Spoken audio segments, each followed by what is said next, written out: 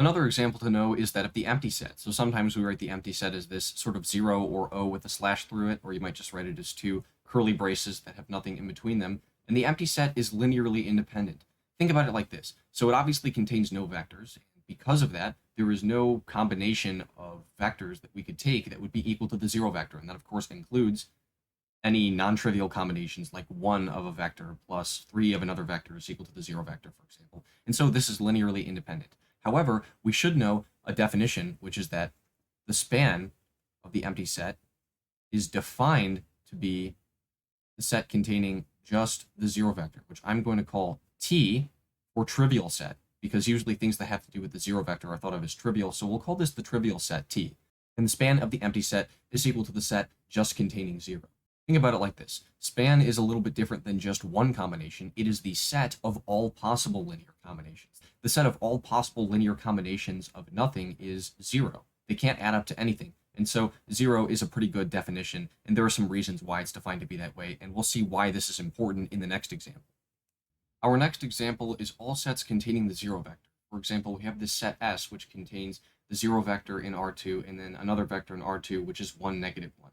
And the reason why all sets containing the 0 vector, including just containing the 0 vector itself and nothing else, are linearly dependent is because, again, we define the span of the empty set to equal the 0 vector. By definition, the span, or the set of all possible linear combinations of 0 many vectors, is equal to the 0 vector. A subset of T and a subset of S is the empty set. The empty set is a subset or contained within every set. And since the span of the empty set is the 0 vector, if I have a set that contains the 0 vector, I have a set that contains a vector that is a linear combination of other vectors in the set. And yes, those other vectors, so to speak, are the vectors in the empty set. So here's a pretty obvious example, at least I hope it's obvious at this point. These are non-zero singleton sets. So a singleton set is a set that contains one vector, and it's non-zero, meaning that the one vector that it contains is not the 0 vector. But sets that contain one vector that isn't the 0 vector are linearly independent because there are no other vectors in the set with which to describe them as a linear combination or as redundant. And of course, all single vector sets span a line in whatever space they occupy. Here's a set S, and it contains 3 vectors in R3. They are 4, -3, 1, 1, 0, 2, and 0, 3, -3. And I'm asking if this set is linearly independent. So we're actually going to go through this example and verify it totally and see whether or not this set is linearly independent. What we're really saying is there is some linear combination, C1 times the first vector, plus C2 times the second, plus C3 times the third.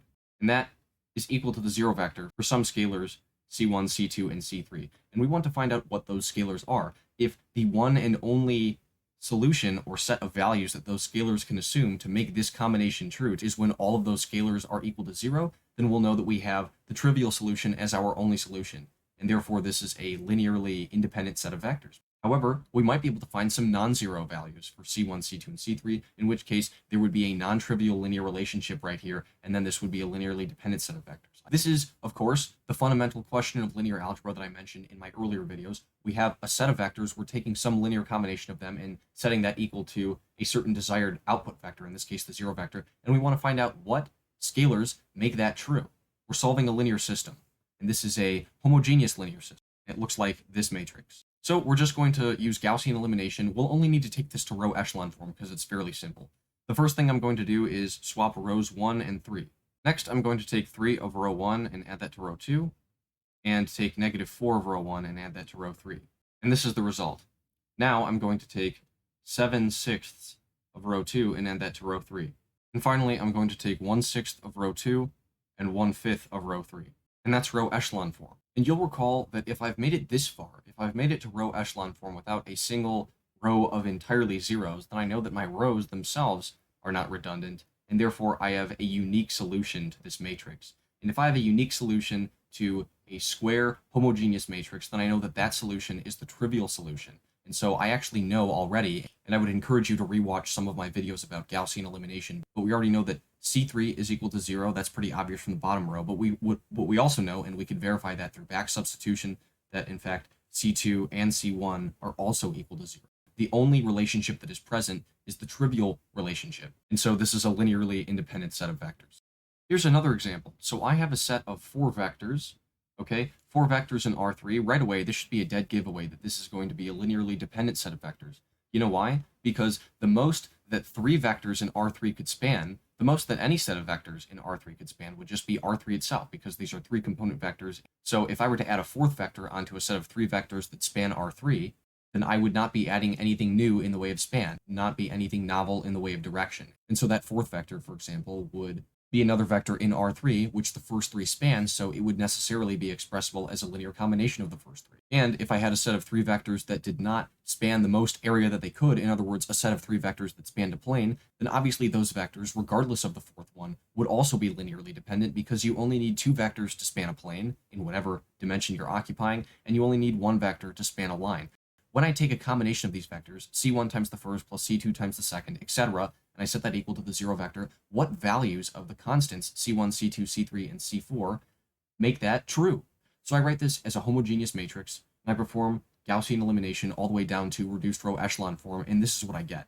Again, all these rows are equations. The first row, for example, says that 1 times c1 plus 67 over 29 times c4 is equal to 0, and I have that for all of these rows here. And so here's the solution set, that c1, c2, c3, c4 is equal to the set of the vector negative 67 over 29, negative 15 over 29, 11 over 29, 1, times c4, where c4 is any real number. So c4 parameterizes this solution set, which really means that I choose any value of c4, say 1, for example, and that determines, in this case, non-zero values of the scalars that we get that we can use in a combination of the vectors in the set to equal the 0 vector. So if I took c4 to be 1, for example, then the value of c1 would be negative 67 over 29, c2 would be negative 15 over 29, c3 would be 11 over 29, and c4 would be 1.